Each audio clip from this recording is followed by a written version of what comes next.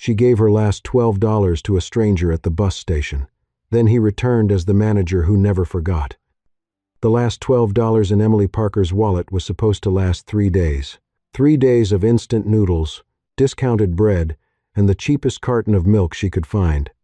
Instead, by the end of that night, she would give every dollar away to a stranger she would probably never see again.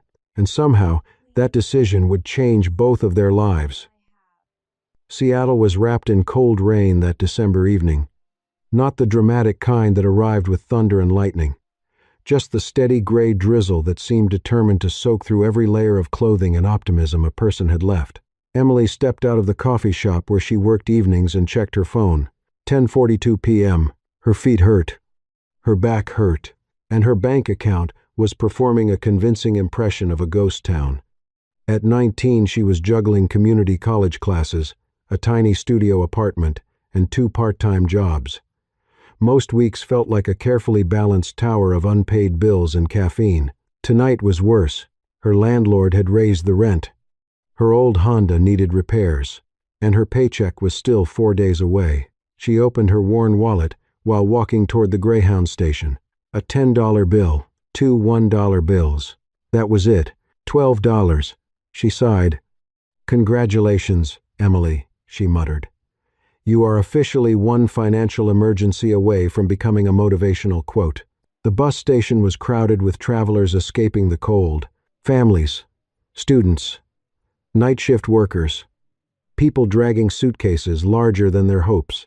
Emily stopped near a vending machine, mentally calculating how much food she could buy without destroying next week's budget. That was when she noticed him. A man sat alone near the far wall, late 20s maybe. His dark coat was wrinkled. His beard looked like it had lost an argument with a razor several days earlier. An old suitcase rested beside his feet. He kept glancing toward the small sandwich counter, then looking away, then looking back again. Emily watched for a moment. There was something painfully familiar about that expression. Not hunger, embarrassment, the kind that came when you needed help and hated yourself for needing it. She knew that look because she had worn it before. The man stood, walked halfway toward the counter, checked something on his phone, then immediately turned around. Back to the chair, back to staring at the floor. Emily frowned. Maybe he was stranded. Maybe someone had left him. Maybe he was homeless. Or maybe she was projecting her own bad week onto a complete stranger. Still, the feeling wouldn't leave. What Emily didn't know was that the man was Noah Bennett, 28 years old. 3 months earlier, he had been the founder of a startup he believed would change his life. 3 months later, the company was gone. The investors had walked away. The debts remained. That morning, Noah had sold his last valuable possession, his car, to pay part of what he owed. Now he was heading back to Seattle with a nearly empty bank account and the crushing certainty that he had failed. Not just professionally, personally. The sandwich counter might as well have been a mile away, because even spending a few dollars felt irresponsible when he wasn't sure what came next. Emily didn't know any of that.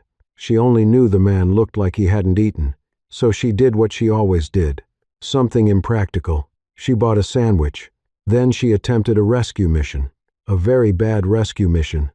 Trying not to embarrass him, she walked past his chair and casually dropped a $5 bill near his suitcase. The plan lasted approximately 3 seconds. "Miss," Noah called. Emily froze. "You dropped this." He held up the bill. "Oh," she forced a smile. "No, that's yours." "No, it isn't." "Yes, it is." For several moments they stared at each other. A strange tennis match played by 2 people who clearly could not afford the ball. Finally Noah stood. "I'm not taking your money." "Good," Emily said. "Because technically it's sandwich money. Then definitely don't give it away. Too late. That's not how ownership works. It is tonight." Against all logic, Noah almost laughed. It was the first time he had come close to laughing in weeks. Emily reached into her wallet, then paused.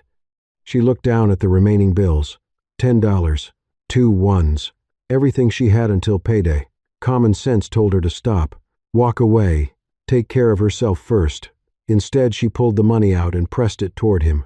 Noah stared. "What are you doing?" "Making a terrible financial decision." "Keep it." "No." Seriously, seriously, no. His expression hardened. You don't even know me. Emily shrugged. Maybe not. She gently pushed the bills into his hand. Maybe one day you'll help somebody else. The words landed harder than she intended. For a moment, Noah simply looked at her, not at the money, at her, because at that point, he wasn't sure he could help anybody. He wasn't even sure he could help himself. A loud announcement echoed through the station. Emily's bus had arrived. She stepped backward. Good luck, stranger. Then, she grabbed her backpack and hurried toward the gate. Noah remained standing. The bills felt strangely heavy in his hand. Through the bus window, he caught one last glimpse of her finding a seat near the back. Rain streaked across the glass. The bus engine growled to life, and a few moments later, it disappeared into the Seattle night. Emily never looked back. She had no reason to. As far as she knew, she had just given away her last $12 to a man she would never meet again. But behind her, standing alone in the station, Noah Bennett continued watching until the taillights vanished. And without fully understanding why, he memorized her face. 3 years passed. Emily Parker learned that life did not fall apart all at once. It frayed. A class dropped here. A bill delayed there. A dream folded carefully into a drawer because rent had to be paid first.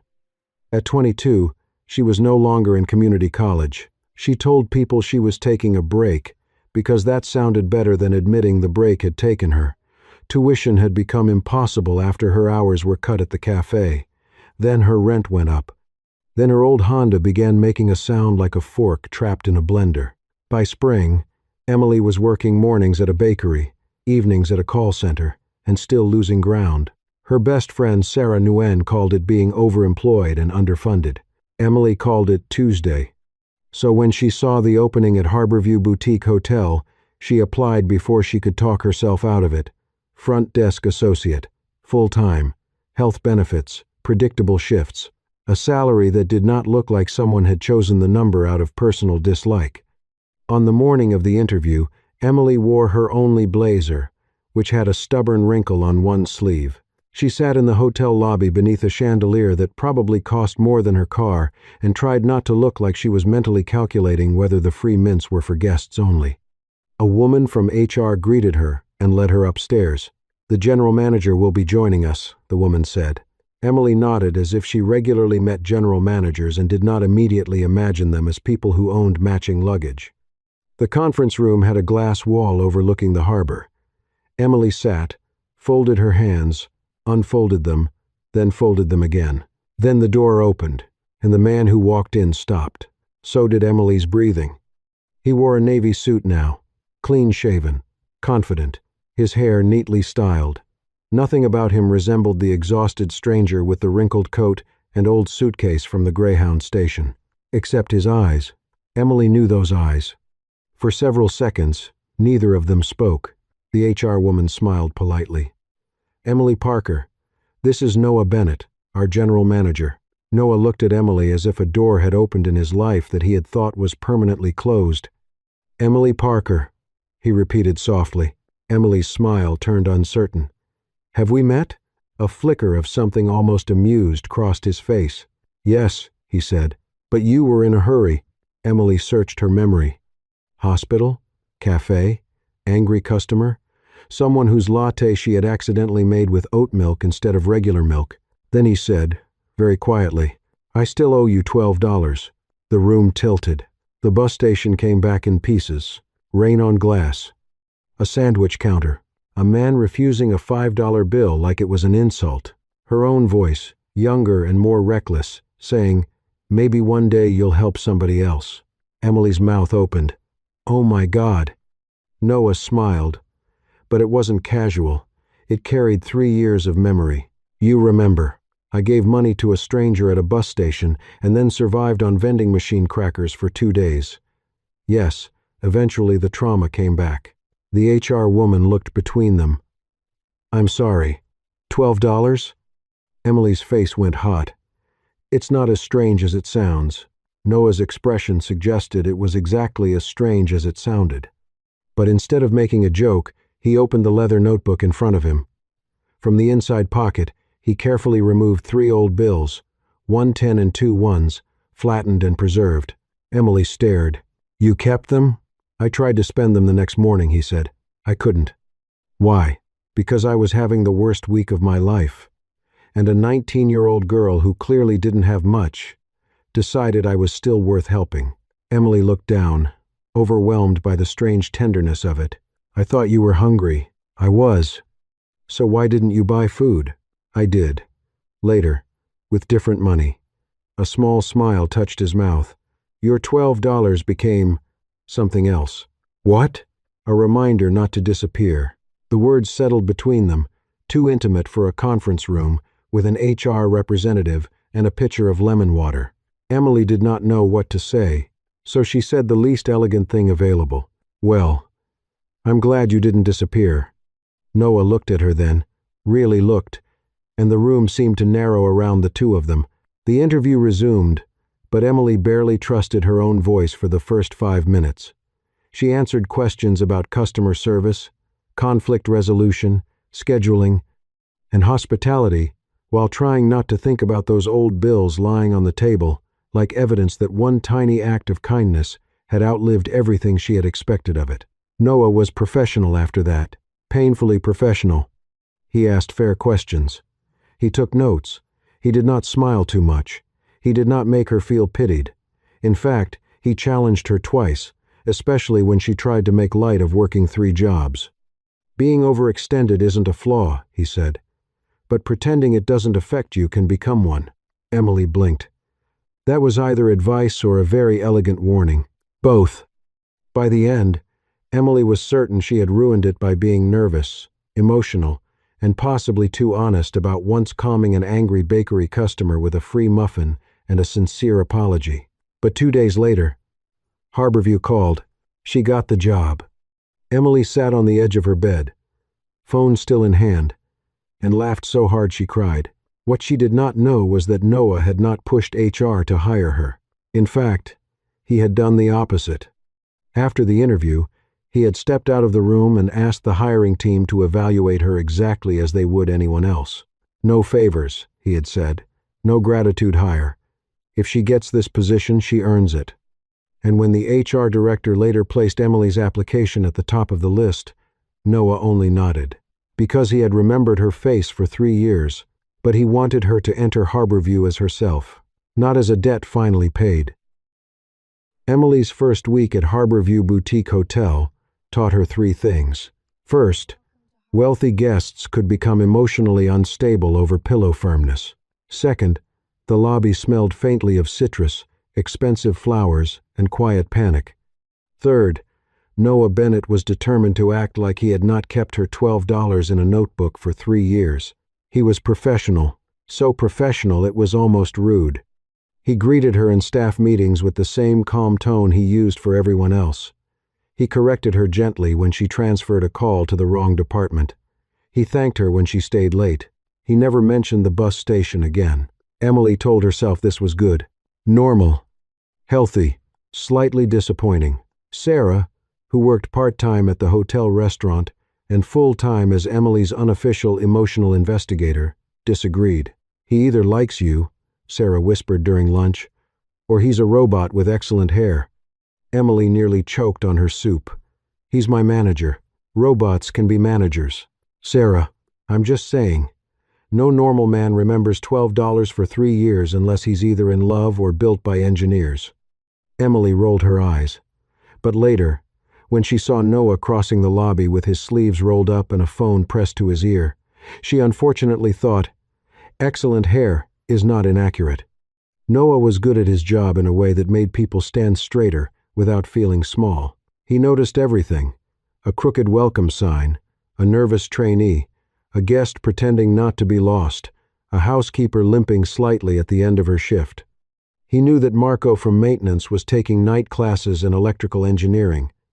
He knew Ruth at housekeeping was caring for her father after his stroke. He knew the breakfast cook needed extra hours because his wife was expecting twins. He remembered names, allergies, schedules, birthdays, and the fact that Emily hated being called kiddo by older guests. But for a man who could manage an entire hotel during a plumbing emergency and a wedding party meltdown on the same afternoon, Noah Bennett was completely defeated by the employee cappuccino machine. Emily found him one morning standing in front of it, like it had personally betrayed him. Steam hissed. Milk dripped. A sad brown puddle spread beneath the cup. Noah held the instruction card, frowning. It said press foam. Emily stepped beside him. You pressed clean. That seems poorly labeled. You also put the cup upside down. He looked at the cup, then at her. That may have contributed. The next day, he tried again and created what Sarah later called a dairy weather event. By Friday, Emily had become his unofficial coffee disaster response team. You know, she said, wiping foam off the counter, for someone who runs a hotel, you have a surprisingly hostile relationship with hospitality equipment. I delegate. You surrendered. I made a strategic retreat. The corners of his mouth lifted, and for one brief second, the professional wall between them thinned. Emily found herself looking forward to those moments. Not because Noah flirted. He didn't. Not exactly. His kindness came in quieter forms. When a guest snapped at Emily for taking too long to find a restaurant reservation that did not exist, Noah appeared behind the desk not to take over, but to stand nearby. Afterward, he only said, You handled that well. When Emily stayed late to help with a conference check-in, he left a sandwich in the staff fridge with her name on it. When she thanked him, he said, It was extra. It was not extra. The receipt was still in the bag. She did not call him on it. Then came Mrs. Caldwell in room 814. She arrived with a pearl necklace, 3 designer suitcases, and the terrifying certainty of a woman who believed every inconvenience was evidence of moral collapse. Her reservation had been entered for the wrong weekend by an outside booking site. Emily checked twice, then a third time, her stomach tightening. I'm sorry, Emily said. I'm not showing an active reservation for tonight, but I can. Mrs. Caldwell leaned over the desk. Young lady, I made that reservation 6 weeks ago. Are you telling me I imagined it? No, ma'am. I'm saying there may have been an issue with the third-party system. Convenient. Guests in the lobby began to look over. Emily felt heat crawl up her neck. She searched available rooms. Nearly full. Citywide conference. 2 weddings. 1 junior suite left, but the rate difference was enormous. Mrs. Caldwell's voice sharpened. This is incompetence. Noah stepped out from the side office. Emily's first instinct was relief, then dread. She expected him to take over completely, smooth the situation, rescue her, and leave her standing there like a child who had spilled something. Instead, he stopped beside her, not in front of her. Emily, he said evenly, what options do we have? She blinked. He waited. The lobby waited. Emily looked back at the screen. Her hands were shaking, but her voice steadied. We have 1 junior suite available. I can honor the original rate for tonight, because the error occurred through a booking partner. I can also contact the partner directly and have them confirm responsibility for the discrepancy. Noah nodded. And for the inconvenience? Emily swallowed. Complimentary breakfast and late checkout. Mrs. Caldwell turned to Noah. Is this acceptable to you? Noah looked at Emily. It's Emily's solution. I think it's a good one. Something shifted inside her. Mrs. Caldwell, deprived of a larger battle, accepted with a stiff nod. When it was over, Emily stepped into the staff hallway and leaned against the wall. Noah followed, carrying no speech, no pity. I thought you were going to fix it, she said. You were fixing it. I was panicking. Both can be true. She laughed weakly. Noah's voice softened. You don't need rescuing, Emily. You need backup. No one had ever said it that way before. People had helped her with a sad smile, praised her toughness while leaving her alone with it, called her strong when what they meant was convenient. But backup was different. Backup meant she still stood on her own feet. It just meant someone stood close enough that she did not have to face the whole room alone. Emily looked at Noah, and the old bus station memory changed shape between them. The $12 had not made him owe her. Maybe, somehow, it had taught them both what help could look like when it did not take away a person's dignity. By the end of Emily's second month at Harborview, Working late with Noah had become dangerously easy. Too easy. They handled a flooded laundry room at midnight, a bridal party missing 3 tuxedos, and a famous travel blogger who threatened to give the hotel 1 star because the rain looked depressing from the balcony. "It's Seattle," Emily whispered after the guest left. "Should we apologize to the sky?" Noah looked at the complaint form. "I'm drafting a formal letter to the clouds." She laughed so hard she had to sit down behind the front desk. That was the problem. He made her laugh when she was tired. He remembered she hated olives and picked them off shared takeout without asking. He noticed when she skipped dinner and quietly ordered extra noodles. He never made her feel small for needing help, but somehow always managed to be there when she did. After closing one long Friday night, they ate greasy tacos in the empty staff lounge, both too exhausted to pretend they had normal lives. Noah loosened his tie. "This may be the best meal I've had all week." Emily looked at the foil-wrapped taco leaking onto his plate. "That is either sweet or deeply concerning." Both. From the doorway, Walter Green, the hotel owner, paused just long enough to see them laughing over hot sauce packets. He said nothing. But the next morning, Sarah began collecting bets. "What is this?" Emily asked, finding a paper taped inside the staff break-room cabinet. Sarah slammed the cabinet shut. "Inventory. It says, date Noah finally asks Emily out." Emotional inventory. Half the staff had signed up. Marco guessed 2 weeks. Ruth guessed Christmas. The breakfast cook wrote, "After one more coffee machine incident." Emily's face went hot. "This is wildly inappropriate." Sarah nodded. "Yes, but morale has improved." The worst part was that Emily wanted to laugh. The even worse part was that she wanted the bet to be right. But wanting was dangerous. Because whenever Noah looked at her too long, whenever his hand brushed hers passing a key card, whenever his voice softened around her name, the same question returned. Did he see her? Or did he see that girl at the bus station? The 19-year-old who had given him $12 when he was broken? Emily hated the thought, but she could not stop it. Gratitude could look a lot like affection if it lasted long enough. A debt could disguise itself as devotion, and Emily had spent too many years being useful to people who confused needing her with loving her. One evening, after a city-wide power outage forced Harborview onto backup generators, Emily and Noah worked side by side for 4 hours. They calmed guests, handed out flashlights, redirected elevators, and somehow kept a lobby full of annoyed people from becoming a documentary about social collapse. At one point, Noah handed Emily a clipboard and said, "You're better with frightened people than anyone I've ever met." The compliment touched something tender. "You mean poor people skills?" she joked. "No," he said. "I mean you know how to make people feel less alone." She looked away first. Later, while delivering updated guest forms to Walter's office, Emily heard voices inside. Noah's voice. "I know it complicates things," he said. Walter answered gently. "Does she know?" A pause. "No, and I don't want her feeling responsible for it."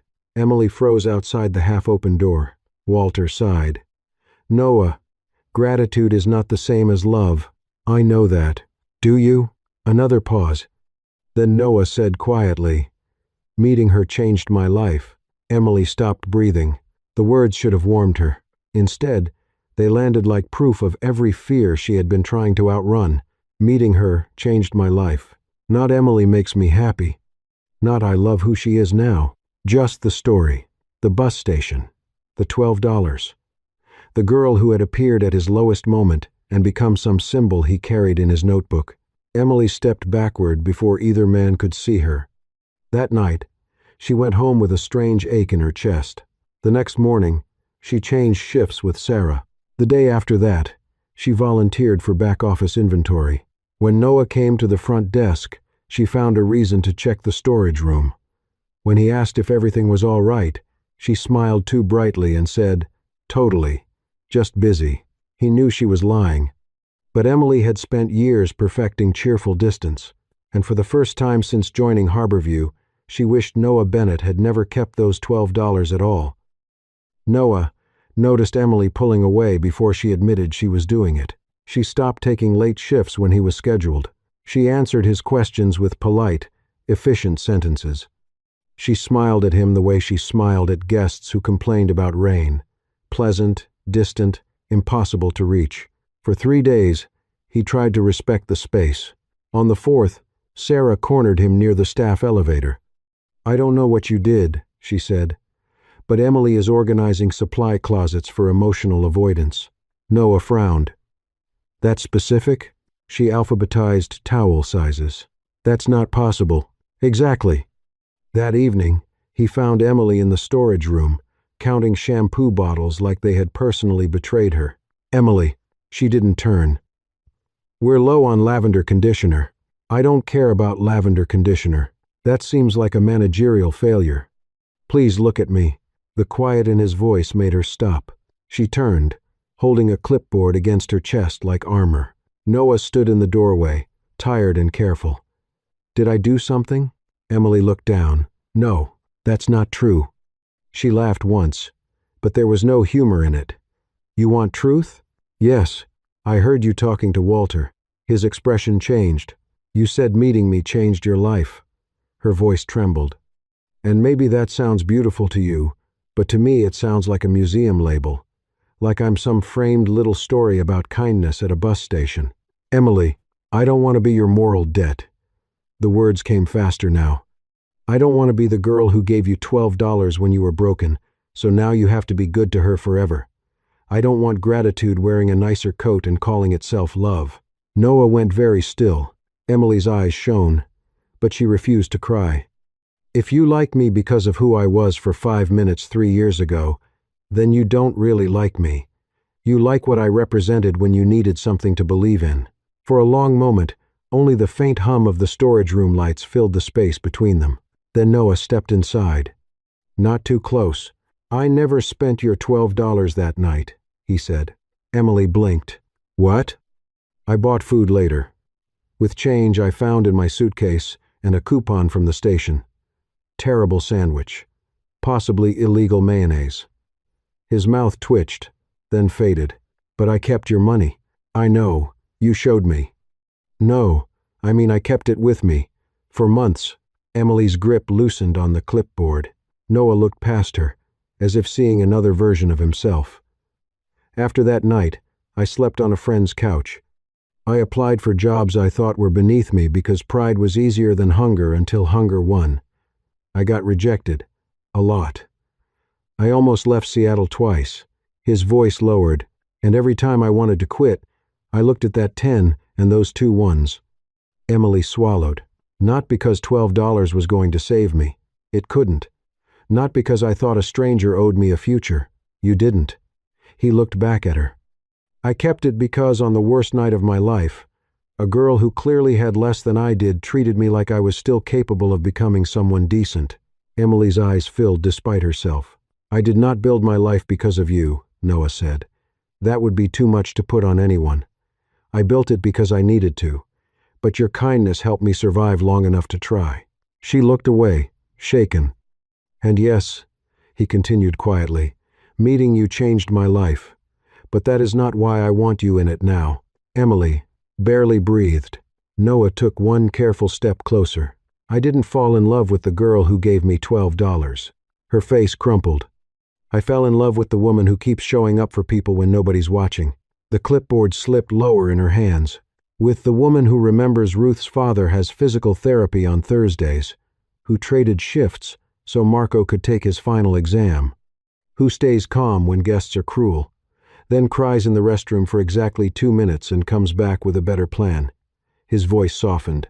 "The woman who thinks she has to earn her place by being useful, when everyone around her already knows she matters." That broke her. Emily turned away, but the tears came fast and silent. Noah did not touch her until she nodded. Then he stepped close and took her hand. Not like a manager, not like a man paying back a debt, like someone asking permission to stand beside her. "I don't need you to be my symbol," he said. "I want the real person, the tired one, the stubborn one, the one who thinks gas station sandwiches are a food group and threatens coffee machines when they beep." A wet laugh escaped her.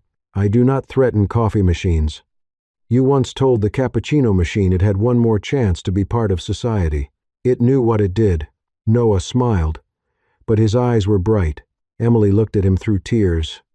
For years, she had been loved most when she was useful, praised most when she needed the least, admired most when she could carry pain without asking anyone to notice. But Noah had noticed, not the old version of her, preserved in one generous moment. Her, now.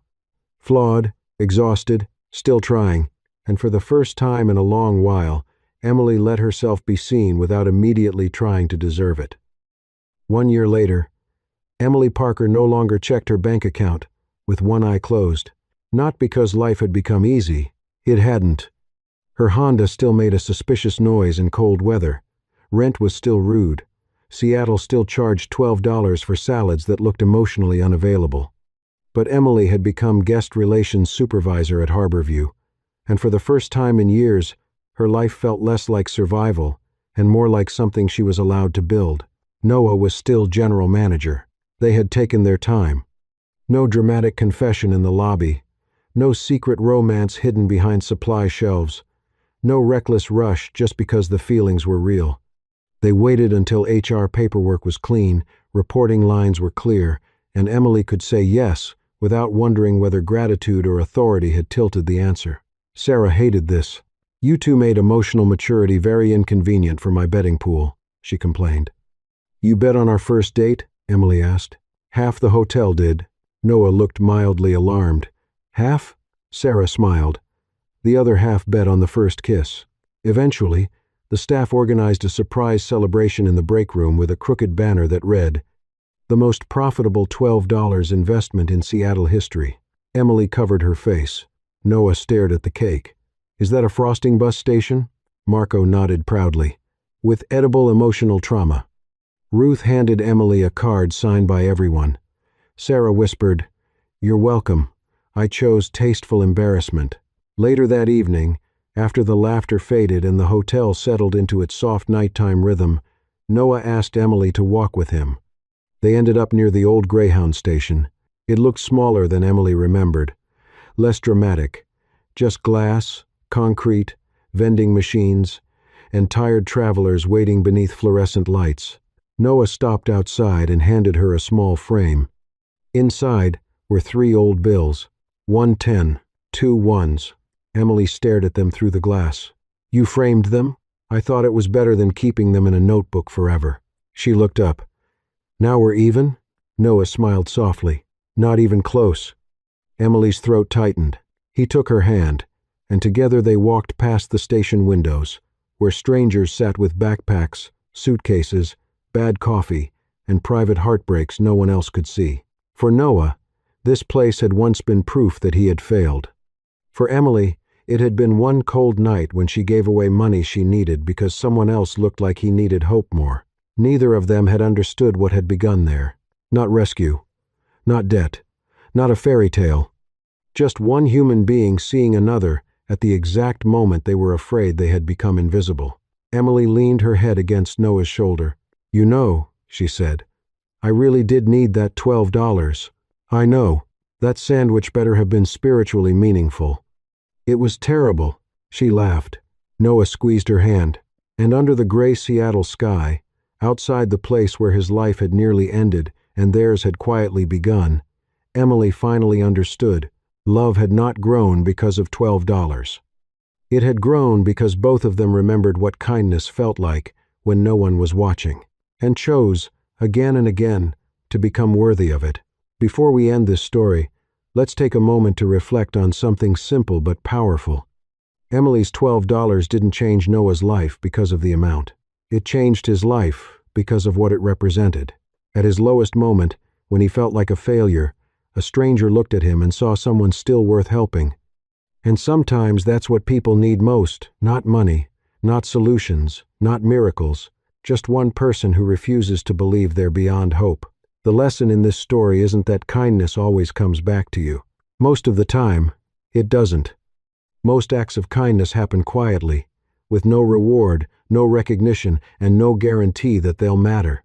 But every once in a while, years later, You discover that a small decision you barely remember became a turning point in someone else's story. And maybe that's enough. Imagine you're sitting in that bus station on the worst day of your life. Would one small act of kindness from a stranger have made a difference?